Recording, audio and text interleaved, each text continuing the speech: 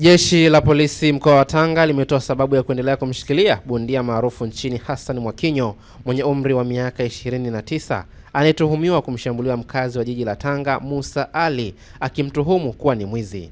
Akizungumza na wanahabari, kamanda wa polisi mkoa wa Tanga Almachius Mkunguzi amesema Mwakinyo anatuhumiwa kumshambulia na kumjeruhi Musa Ali ambaye anadai ni mvuvi alipopita kwenye makazi yake, huku akibainisha kuwa uchunguzi utakapokamilika atatoa taarifa kwa vyombo vya habari ikiwa ni sambamba na kumfikisha mahakamani ili ajibu tuhuma zinazomkabili.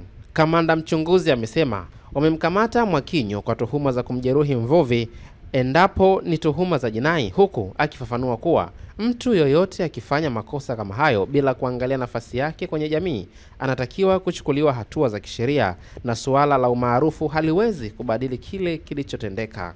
Jeshi la polisi mkoa wa Tanga linamshikilia Hassan Mwakinyo mwenye umri wa miaka 29, mkazi wa Sahara jijini Tanga, kwa kumshambulia na kumjeruhi Musa Ali, mkazi wa eneo hilo ambaye ni mvuvi. Uchunguzi wa tukio hili unaendelea na ukikamilika mtuhumiwa atapelekwa mahakamani. Hayo ndiyo aliyosema mchunguzi.